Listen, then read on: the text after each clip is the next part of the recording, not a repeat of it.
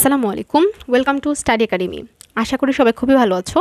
আজকে আমরা HSC ICT বইয়ের HTML এর কিছু কোড সম্পর্কে জানবো, যেগুলো হচ্ছে আমাদের প্রতিটা অঙ্কের ক্ষেত্রেই প্রয়োজন হয়।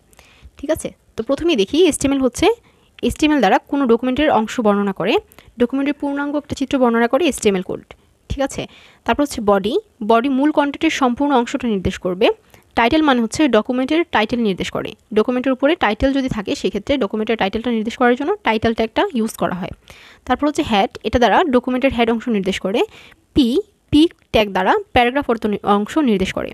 কোনো HTML কোডিংয়ের মধ্যে যদি প্যারা আকারে কোনো প্রশ্ন থাকে সেটাকে আমরা ব্যাখ্যা করার সময় বা কোডিং করার সময় আমরা এই পি ট্যাগটা ইউজ করতে হবে। তারপর হচ্ছে বি মানে হচ্ছে টেক্সটকে বোল্ড বা গাঢ় করে, কোনো লেখা যদি বোল্ড করে কিছু লেখা থাকে, কিছুটা গাঢ় করে যদি লেখা থাকে, তো সেই লেখাটাকে আমরা কোডিংয়ের মাধ্যমে দেখানোর জন্য এই বি ট্যাগটা ইউজ করে থাকি। বি মানে হচ্ছে বোল্ড। তারপর আই মানে হচ্ছে ইটালিক টেক্সট, কোনো টেক্সটকে যদি কিছুটা বাঁকা অক্ষরে ইটালিক অক্ষরের মতো লেখা হয়, তো সেই অক্ষরটা আমরা কোডিংয়ের মাধ্যমে দেখানোর সময় আই দিয়ে প্রকাশ করি। আই মানে হচ্ছে ইটালিক টেক্সট। ডেল মানে হচ্ছে কোনো টেক্সটকে ডিলিট করা, কোনো টেক্সট যদি ডিলিট করা থাকে সেটাকে যদি আমরা কোডিংয়ে দেখাতে চাই তাহলে সেক্ষেত্রে কী লিখতে হবে? ডেল লিখতে হবে। ডেল মানে হচ্ছে ডিলিট। তারপর হচ্ছে সোপ মানে সুপারস্ক্রিপ্ট হচ্ছে কোনো লেখা যদি উপরের দিকে প্রদর্শন করা থাকে, কোনো একটা লাইন সোজাভাবে লেখার পরে কোনো লেখাটা যদি সেই লাইন থেকে তুলনামূলকভাবে একটু উপরের দিকে লেখা থাকে, তো সেই লেখাটাকে প্রদর্শন করার জন্য আমরা HTML ট্যাগে সুপ ট্যাগটা ইউজ করে থাকি। আর সাব মানে হচ্ছে কোনো টেক্সট যদি নিচের দিকে থাকে, মেইন লাইন থেকে কিছুটা নিচে যদি কোনো টেক্সট প্রদর্শন করা হয়, তো সেটাকে আমরা ট্যাগের ভিতরে দেখানোর জন্য সাব ট্যাগটা ইউজ করে থাকি। তো সুপ হচ্ছে সুপারস্ক্রিপ্ট উপরে প্রদর্শন করার জন্য, আর সাব হচ্ছে সাবস্ক্রিপ্ট নিচের দিকে প্রদর্শন করার জন্য। ইউ হচ্ছে কোনো টেক্সট যদি আন্ডারলাইন করা থাকে, সেই টেক্সটের আন্ডারলাইনকে বোঝানোর জন্য আমরা ইউ ট্যাগটা ইউজ করে থাকি। ইউ মানে হচ্ছে আন্ডারলাইন করা। বিআর মানে হচ্ছে ব্রেক, কোনো লাইন যদি আমরা ব্রেক দিয়ে পরের লাইনে আসার জন্য আমরা বিআর ট্যাগটা ইউজ করে থাকি। একটা লাইন থেকে পরবর্তী লাইনে আসার জন্য এই ব্রেক ট্যাগটা ইউজ করে থাকি। তারপর হচ্ছে টেবিল হচ্ছে কোনো HTML টেবিল তৈরিতে ব্যবহৃত হয়। কোনো HTML কোডিংয়ের মধ্যে যদি টেবিল থাকে সেক্ষেত্রে টেবিলটাকে আমরা কোডিংয়ে দেখানোর জন্য এই টেবিলটা ইউজ করে থাকি। তারপর হচ্ছে টিআর মানে টেবিলের রোকে নির্দেশ করে। কোনো টেবিলের রো নিয়ে আমরা যখন কাজ করি তখন প্রত্যেকটা রো শুরু করার সময় টিআর দিয়ে স্টার্ট করতে হয়, তারপর আবার টিআর দিয়ে ক্লোজ করতে হয়। টিআর মানে হচ্ছে টেবিলের রোকে নির্দেশ করবে। আর টিডি হচ্ছে টেবিলের ডাটা, রোয়ের মধ্যে প্রত্যেকটা ঘরের ভিতরে বা প্রত্যেকটা স্পেসের ভিতরে যে তথ্যগুলো থাকে সেগুলো প্রদর্শন করার জন্য আমরা টিডি ট্যাগটা ইউজ করে থাকি। টিডি মানে হচ্ছে টেবিল ডাটা। আর টিএইচ হচ্ছে টেবিলের হেডিং, কোনো লেখাকে যদি আমরা টেবিলের ভিতরে কোনো বক্সের ভিতরে কোনো লেখা যখন নিচে কি আছে তা প্রদর্শন করবে, তা বোঝাবে যখন উপরের লাইনটি, সেটি হচ্ছে আমরা টিএইচ দিয়ে লিখে থাকি। টিএইচ মানে টেবিলের হেডিং নির্দেশ করে। ওএল হচ্ছে অর্ডার লিস্ট, কোনো লিস্ট আকারে কোনো কিছু যদি লেখা থাকে এবং সেটা যদি কোনো নাম্বারিং করা থাকে সেক্ষেত্রে আমরা এটাকে ওএল দ্বারা নির্দেশ করব। ওএল মানে হচ্ছে অর্ডার লিস্ট। আর যখন কোনো লিস্ট কোনো রকম সংখ্যা ছাড়া চিত্র বা চিহ্নের মাধ্যমে বোঝানো হবে, তো সেটাকে আমরা তখন আনঅর্ডার লিস্ট বলবো। তো সেটাকে আমরা ট্যাগের ভিতরে লেখার জন্য কি লিখবো? ইউএল লিখবো। ওএল মানে হচ্ছে অর্ডার লিস্ট আর ইউএল মানে হচ্ছে আনঅর্ডার লিস্ট। এলআই হচ্ছে লিস্টের আইটেম, প্রত্যেকটা লিস্টের ভিতরে যে প্রত্যেকটা আইটেম রয়েছে সেই আইটেমগুলো দেখানোর জন্য আমরা এলআই ট্যাগটা ইউজ করব। এলআই এর পূর্ণরূপ হচ্ছে লিস্ট আইটেম।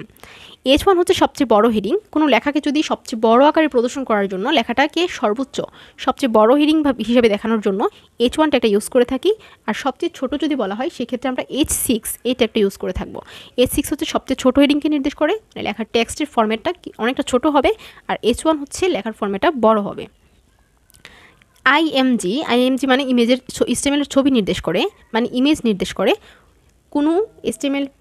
কোনো ওয়েব পেজের ভিতরে কোনো ছবিকে যখন আমরা প্রদর্শন করার জন্য কোডিং করব সেক্ষেত্রে আমরা ইমেজ ট্যাগটা ইউজ করতে হবে।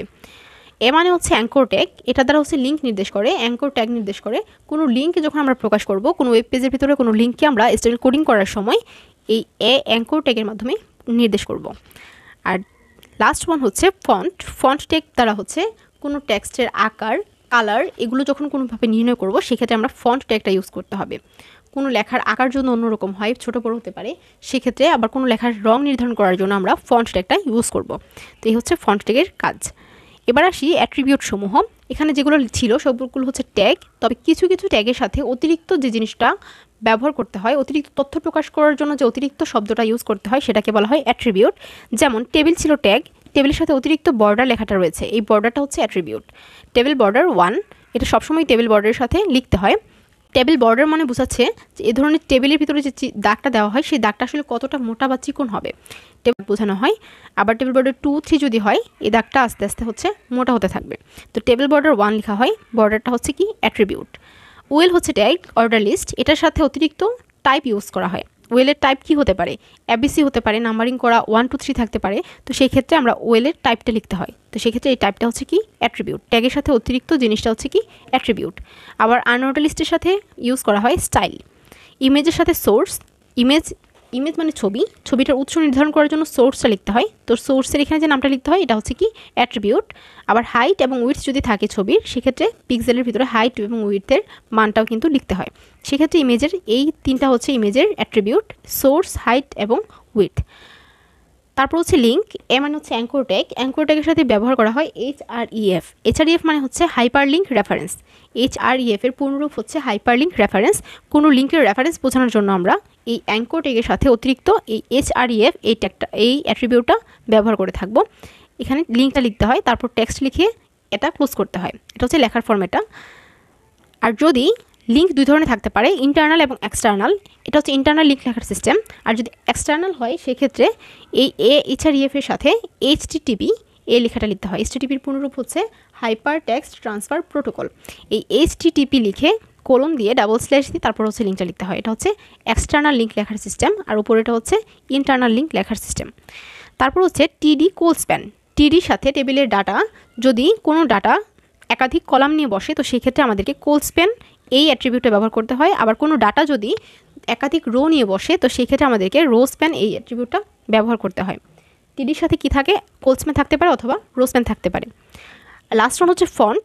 ফন্টের ক্ষেত্রে ফেস থাকতে পারে, ফন্টের নাম থাকতে পারে, সাইজ থাকতে পারে এবং কালার থাকতে পারে। তাহলে ফন্টের হচ্ছে তিনটা অ্যাট্রিবিউট, ফেস, সাইজ এবং কালার। এই তিনটা দ্বারা ফন্টের রং, সাইজ এবং ফন্টের নাম নির্ধারণ করা হয়। এগুলো অ্যাট্রিবিউট টপ, সেন্টার এবং বটম। এগুলো হচ্ছে কোনো লেখার টেক্সট যদি উপরের দিকে থাকে সেক্ষেত্রে আমরা টেক্সটকে টপ বলে সম্বোধন করতে হবে। আর যদি মাঝখানে থাকে সেক্ষেত্রে লিখতে হবে সেন্টার, আর নিচে যদি থাকে তাহলে সেক্ষেত্রে লিখতে হবে বটম। ঠিক আছে। ট্যাগ হচ্ছে দুই প্রকার, কন্টেইনার ট্যাগ এবং এমটি ট্যাগ। যে ট্যাগে শুরু আছে, কন্টেইনার ট্যাগ হচ্ছে যে ট্যাগে শুরু আছে এবং শেষ আছে তাকে কন্টেইনার ট্যাগ বলে। যেমন আমরা এখানে যে ট্যাগগুলো লিখেছি প্রত্যেকটারই কী আছে, শুরু আছে এবং শেষ আছে। এখানে প্রত্যেকটা আমরা শুরু লিখেছি, প্রত্যেকটা ট্যাগের আবার কি আছে, শেষ আছে।